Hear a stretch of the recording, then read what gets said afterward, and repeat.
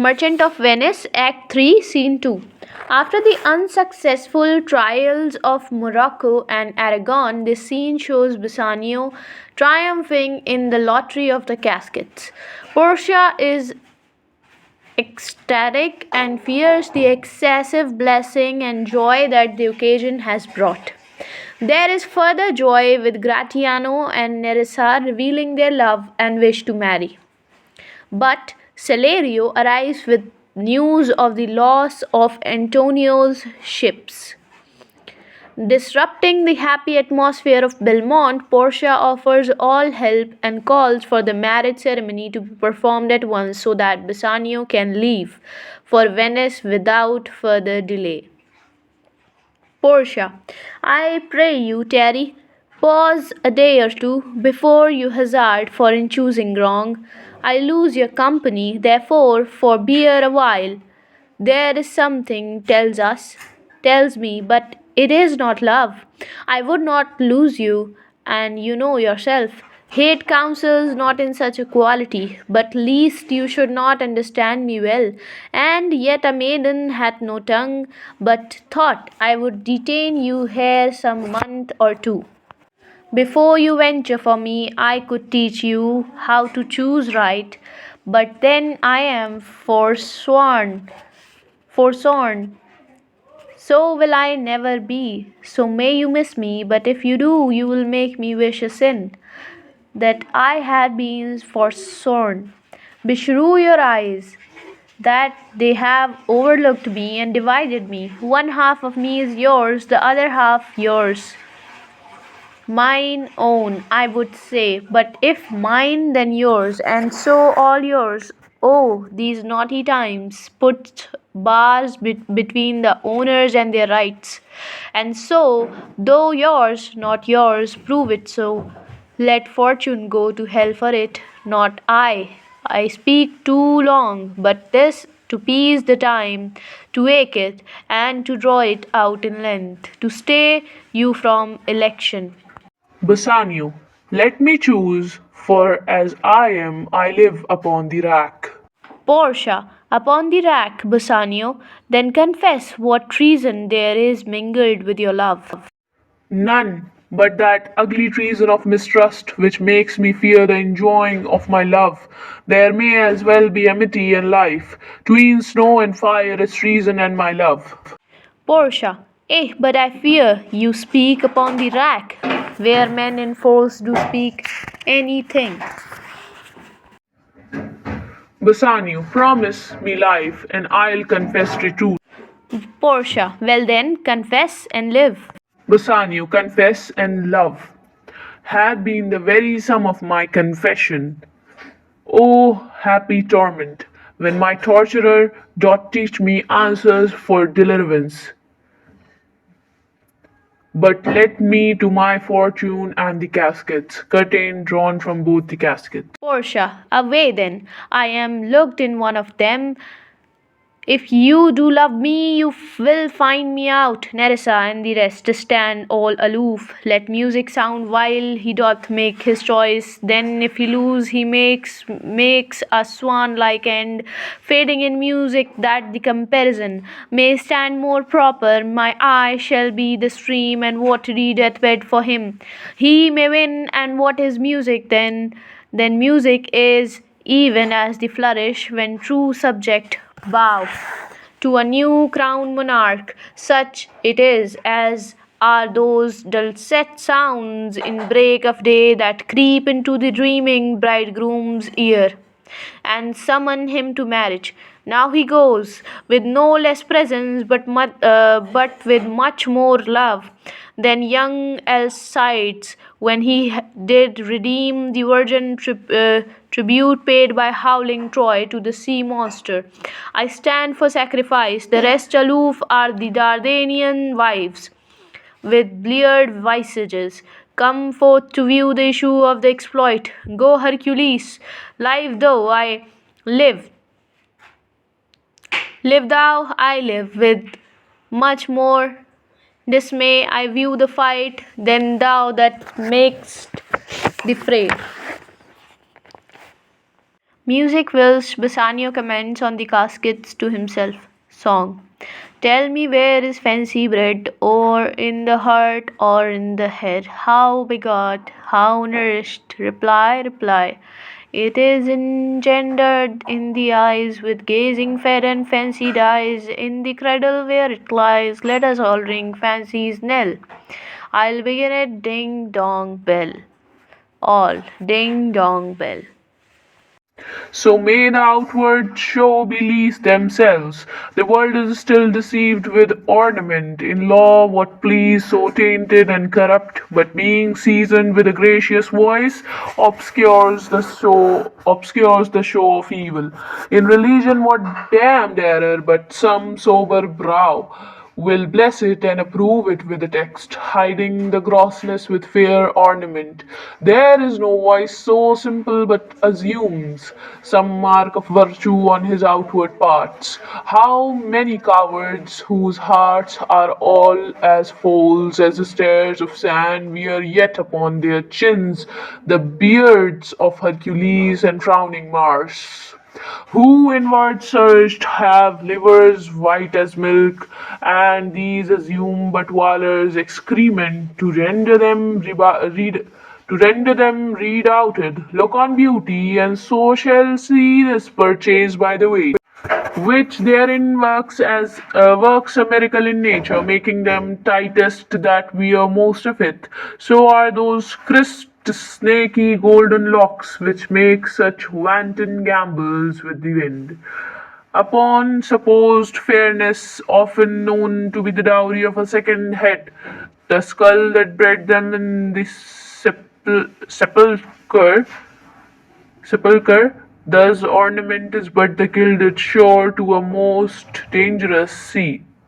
Beauteous scarf, wheeling an Indian beauty in a word, the seeming truth which cunning times put on to entrap the wisest. Therefore, thou gaudy gold, hard food for Midas, I will none of thee, nor none of thee, thou pale and common drudge, teen man and man, but thou merge lead, which rather threatenest than dost promise aught. Thy paleness move me more than eloquence, and here choose I, joy be the consequence. Portia, how all the other passions flee to air, as doubtful thoughts and rash embrace despair, and shuddering fear and green eyed jealousy. O love, be moderate, allay thy ecstasy. In measure reign thy joys, can this excess? I feel too much thy blessing, make it less, for fear I suffer. Bassanio, what find I here? Opening the leaden casket. Fair Portia's counterfeit. What demigod had come so near creation, move these eyes, or whether riding on the balls of mine, seem thy in motion? Here are severed lips parted with sugar breath. So sweet a bar should sunder such sweet friends. Here in her hairs the painter plays the spider, and hath woven a golden mesh to entrap the hearts of men, faster than gnats in cobwebs. But her eyes, how could he see it to do them, having made one? Methinks it should have power to steal both his, and leave itself unfurnished. Yet look how far the substance of my praise doth wrong this shadow. In underprising it, so far this shadow doth limp behind the substance. Here is the scroll, the continent and summary of my fortune. He reads, you that choose not by the view, chance is fair and chance and choose as true. Since this fortune falls to you, be content and seek no new. If you be well pleased with this, and hold your fortune for your bliss, turn you where your lady is, and claim her with a loving kiss. A gentle scroll, fair lady, by your leave, kissing her. I come by note to give and receive, like one of two contending in a prize that things he had done well in people's eyes, hearing applause and universal shout, giddy in a spirit, still gazing in a doubt whether those peals of praise be his or no, so thrice fair lady, stand I even so as doubtful whether what I see be true until confirmed, signed, ratified by you. Portia, you see me, Lord Bassanio, where I stand, such as I am, though for myself alone I would not be ambitious in my wish. To wish myself much better, yet for you I would be trebled 20 times myself, 1,000 times more fair, 10,000 times more rich, that only to stand high in your account I might in virtues, beauties, livings, friends exceed account, but the full sum of me is sum of something which to term in gross is an unlessoned girl, unschooled, unpracticed. Happy in this, she is not yet so old, but she may learn. Happier than this, she is not bred so dull, but she can learn. Happiest of all is that her gentle spirit commits itself to yours to be directed as from her lord, her governor, her king. Myself and what is mine to you and yours is now converted. But now I was the lord of this fair mansion, master of my servants, queen over myself, and even now, but now this house, the servant, and this same myself are yours, my lord. I give them with this ring, which when you part from, lose, or give away, let it presage the ruins of your love, and be my vantage to exclaim on you. Bassanio, Madam, you have bereft me of all words. Only my blood speaks to you in my veins, and there is such confusion in my powers as after some oration fairly spoke by a beloved prince, there doth appear among the buzzing, pleased multitude, where every something being blent together turns to a wild of nothing save of joy expressed and not expressed, but when this ring parts from this finger, then parts life from hence. Oh, then be bold to say Bassanio's death. Bassanio's dead. Nerissa, my lord and lady, it is now our time that have stood by and seen our wishes prosper, to cry, good joy, my lord and lady. Gratiano. My lord Bassanio and my gentle lady, I wish you all the joy that you can wish, for I am sure you can wish none from me, and when your honours mean to solemnize the bargain of your faith, I do beseech you, even at that time I may be married too. Bassanio, with all my heart, so thou canst get a wife. Gratiano, I thank your lordship. You have got me one. My eyes, my lord, can look as swift as yours. You saw the mistress, I beheld the maid. You loved, I loved, for intermission. No more pertains to me, my lord, than you. Your fortune stood upon the caskets there, and so did mine too. As the matter falls, for wooing hair until I sweat again, and swearing till my very roof was dry, with oaths of love at last, if promise last, I got a promise of this fair one here, to have her loves provided that your fortune achieved her mistress. Portia, is this true, Nerissa? Nerissa, madam, it is. So you stand pleased with all? Bassanio, and do you, Gratiano, mean good faith? Gratiano, yes, faith, my lord.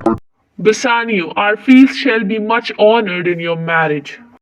Gratiano, but who comes here, Lorenzo and his infidel? What in my lord Venetian friend Salerio, and to Lorenzo, Jessica, and Salerio? Bassanio, Lorenzo, and Salerio welcome hither. If that the youth of my new interest here have power to bid you welcome, by your leave I bid you, my friend, I bid my very friends and countrymen, sweet Portia, welcome. Portia, so do I, my lord. They are entirely welcome. Lorenzo, I thank your honor for my part, my lord. My purpose was not to have seen you here, but meeting with Salerio by the way, he didn't treat me past all saying nay, to come with him along. Salerio, I did, my lord, and I have reason for it. Signer Antonio commands him to you. Bassanio, I hope his letter. I pray you tell me how my good friend doth.